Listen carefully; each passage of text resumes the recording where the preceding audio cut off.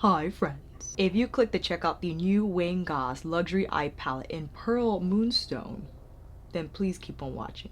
Hi, I'm Alicia. If it's your first time here, thank you so much for clicking on my video. Kinkysweat stands for my kinky hair and sweat life. I am a fitness professional who loves things, all movement and beauty. If you want to check out what I do in between the makeups, you can head over to my Instagram. A huge thank you to Beautylish and Goss for sending over this palette alongside the new Essential Kohl eye pencils. I'm not entirely sure what the release date is, but when these items are released, they'll be exclusively sold on Beautylish. You can buy the eyeshadow palette for $55 or the pencils for $14 each. We also have a bundle which the eyeshadow palette and 2 Kohl pencils are included for $83. The first eyeshadow palette we saw from Wayne is his Imperial Topaz. This was his more neutral offering, and Wayne is one to always emphasize the fact that he wants to create makeup for all ages and all skin tones because he feels very strongly about makeup in general, targeting mostly younger audiences, and those formulas and textures are not necessarily ideal for all ages. With that said, Wayne looks to create an eyeshadow formula that's very forgiving, very smooth on the lids, will not accentuate any texture on them. I'm very excited to dip in not only to the palette but to use these eye kohls because the amethyst shade, Frenzzz, it's calling on me. In addition to the palette costing $55, we're looking at a total net weight of 16.2 grams of product. That equals to around 2.7 grams per pan. Wayne is always one to get more. Wayne is always one to offer the most for your buck. You know, if you take a look at this in the Charlotte Tilbury palette, for instance, those little things cost $53. So you're definitely getting your money's worth, but I understand at the same time, this is awfully a lot of product for one person to use. So I feel maybe more pro-appropriate. The pan sizes are great, and this enables you to perhaps fit a bigger face brush in here. Maybe the grays would be more appropriate for, that space alien look, but for Imperial Topaz, for instance, you could use this shade as a blush for a highlight, or even some can use that for contour. We have a suggested shelf life of 24 months, and this palette is made in the USA. For the Essential Eye Kohl, 1.5 grams, suggested shelf life of 24 months also, but these pencils are made in the Czech Republic. Meet the new staple in your eye makeup wardrobe. The luxury eye palette from Goss features 6 essential eyeshadows in matte, satin, and shimmer finishes you'll reach for every day. Infused with smooth blend emollients and micronized pigments, Wayne's custom eyeshadow formula blends with the lightest touch. No special techniques needed. For the Essential Eye Kohl pencils, get clean, crisp lines or a smudgy, smoky eye with this classic Kohl eyeliner. And he has 3 other shades from his original release with Imperial Topaz, Precious Opal, Rich Hazel, and Obsidian. Why don't you come in a little closer for these swatches? That's enough. Before we roll into those, a quick look at the palette. It is the same construction as Imperial Topaz. It has a mirrored finish, simple font for Goss. You have your color graph on the back alongside additional product details. It has an actual clasp and it's pretty strong. I will use the thumb. Don't use your nail. You'll regret it.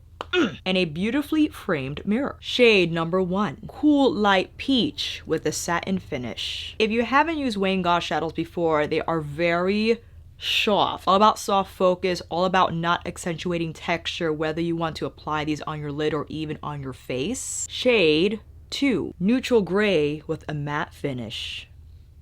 That's very smooth. I like that. Shade 3, Rich Black Matte, which also exists in Imperial Topaz. If you're disappointed about that, yes, the black matte is a repeat in here. I'm not too upset about it based on my record with Pat McGrath and how many replicates I have in her collection. But if you don't have Imperial Topaz, you have a nice black matte in this eyeshadow palette. Shade 4, Steel Gray with the matte finish. This takes on more of a blue hue in comparison to the first gray. Shade 5, Cool Silver with a satin finish. And lastly, shade number 6, Sparkling Teal with a shimmer finish from his Celestial. Is it called Celestial? This is Wayne's specialized shade. It has like a scatter dazzle effect. It doesn't have a base like a typical satin or shimmer. This is more to add on top of any of these, but that's pretty. For the pencils, first we have Blue Sapphire, described to be a deep navy. Deep Amethyst, described to be a smoky eggplant. Ooh, I love me the eggplant. The navy looks phenomenal. Well, fam, we got the product details out the way. The swatch is done. Why don't we come even a little more close for this eye demo?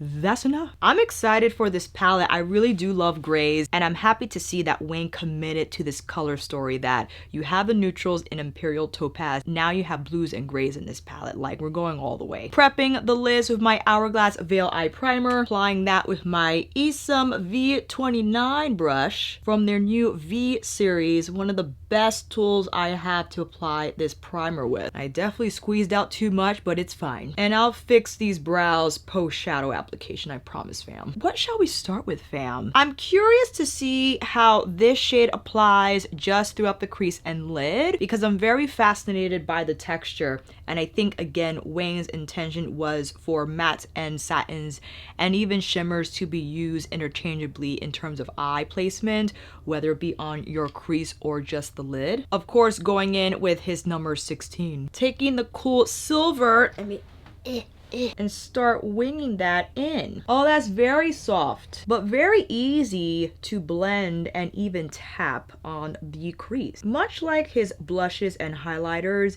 I feel you can successfully layer a matte over this texture and it not look heavy or cakey on the lids, which is exactly what I'll do.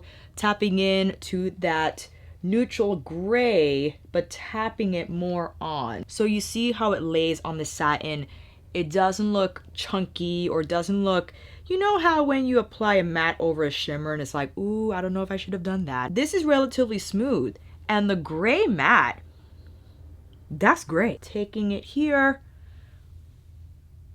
that's pretty. Now with his number 6 from his original collection, cool silver now on the majority of the lid, and we'll take the cool peach. I'll use the same brush, more so on the inner part of the lid, wrapping it around the inner corner also. Same brush with the cool matte silver on the outer lower lash line. This is a lovely matte shade. Feel grays can be tricky. This is very smooth and easy to use. Now a blue sapphire. Not sure how smoky I'll take this wing, but I think a great opportunity to incorporate a liner that's not necessarily black, but this shade in the navy. I'm sketching out little by little just to create this wing. Now that we have the base, let's go in with a smaller pencil brush to further smoke it out. This is the Tuckahoe synthetic shader brush. I think it's the AF5. And the pencils are distinguishable by their base.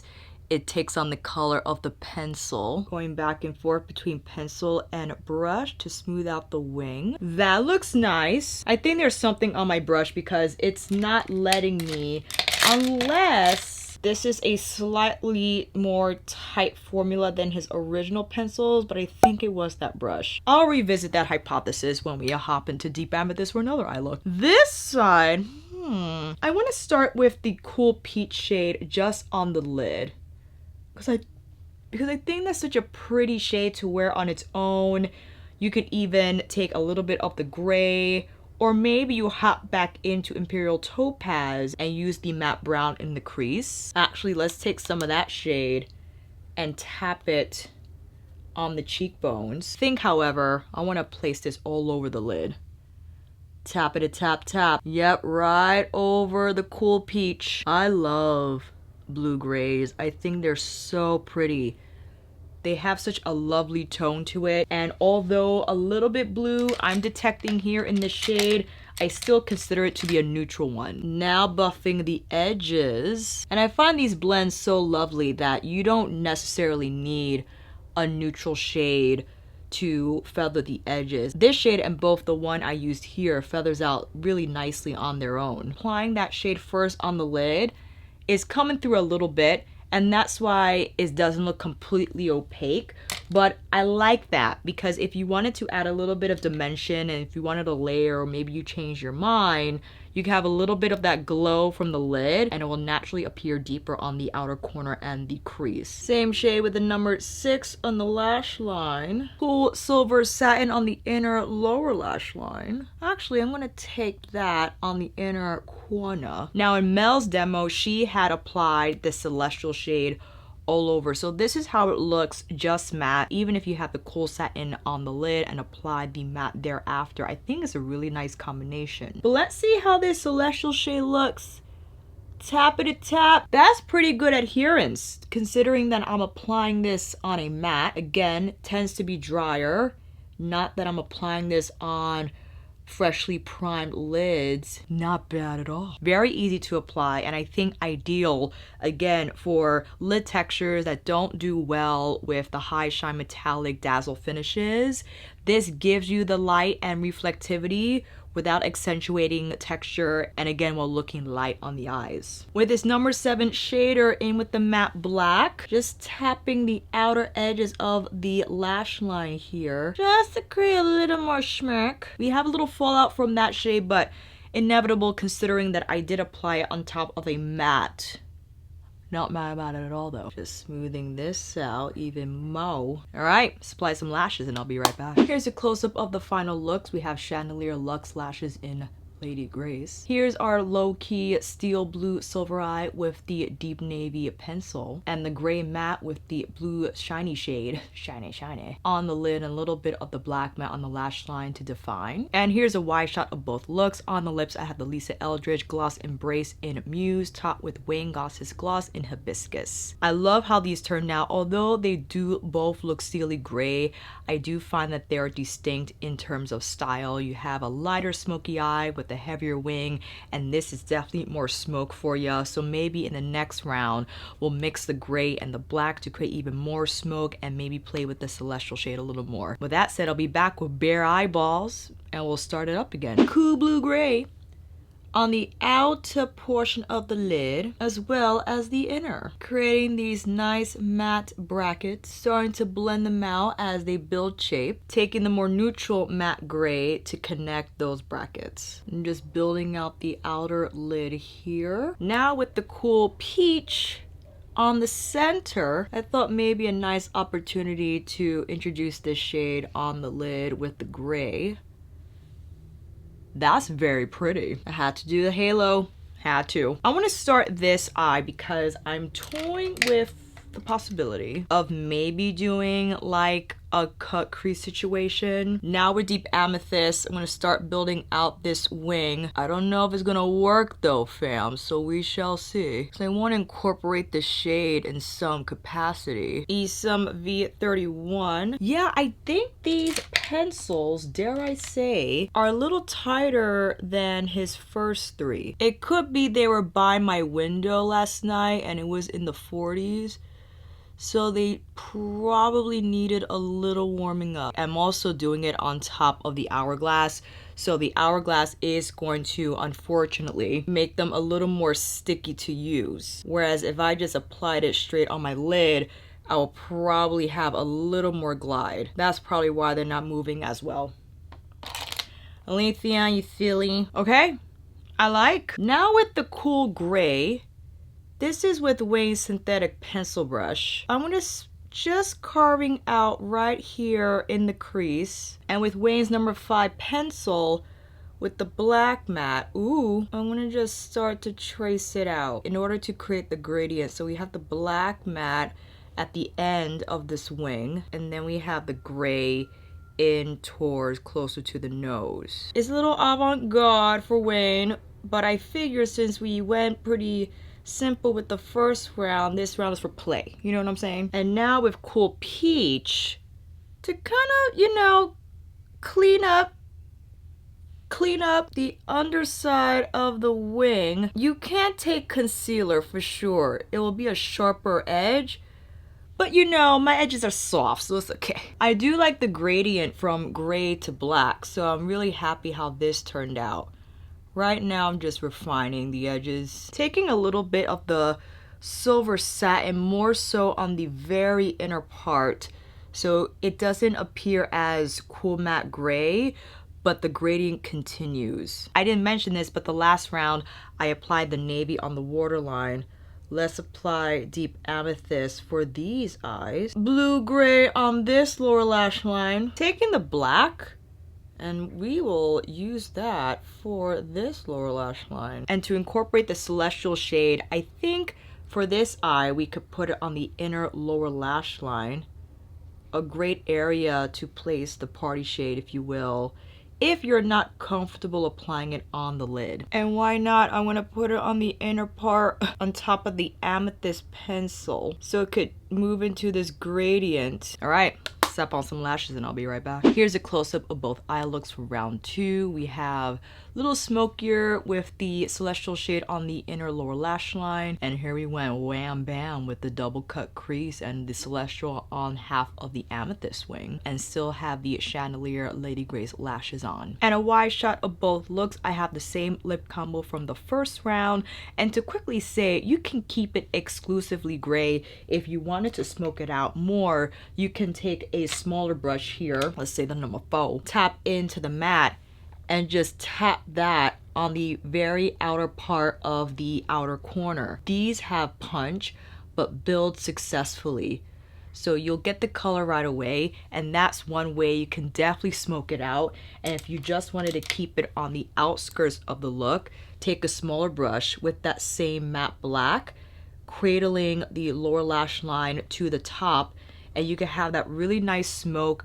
still with the gray peeking through, since we have it on the inner part of the eye, if you want to change up the intensity. And if you want to have a little bit of fun, I was successful in layering this teal shimmer on top of the pencil because the pencil has nice stick, so you're going to see that sparkle there, and beautiful as it blends into the purple. Or you could put it on top of the navy. You could even blend out the navy in this top part and then put the celestial shade from inner corner out to the wing if you want that type of parallelism. All in all, I'm really happy with this palette. I love its strong color story. I know we only have 6 shades and they're really big pans, but at the same time, they're very easy to use and combine no matter how you layer these, especially if you decide to layer the matte over the shimmer. You'll be successful in doing so without the lids appearing heavy or looking like they have too much product. And this shade is absolutely gorgeous. It has really nice shine, and I think very forgiving texture wise for more mature lids that don't do well with, again, the really shiny glitzy shades that not only might accentuate texture but might not feel the most comfortable. So you have those two benefits. And yes, the critique is that we have a repeat shade in here. Again, I'm fine with that. I like palettes that they're curated to just use them as they are, that I don't have to dip out. But you could combine this with Imperial Topaz, but if you needed the black, you don't have to bring Imperial Topaz for the ride. It's right here in with Pearl Moonstone. So that is it, friends. This is a first impressions. The palette and pencils arrived yesterday, and I just am dipping into these products today. For the most part, I really loved how my eye looks turned out. I thought they were really easy to achieve, and I wanted to present different types of techniques and eye looks that you can also achieve using this palette. If you wanted to use just one shade on the lid or combine all 6, you'll be able to do so successfully. And again, I think these textures, despite their color profile, are very easy to work with.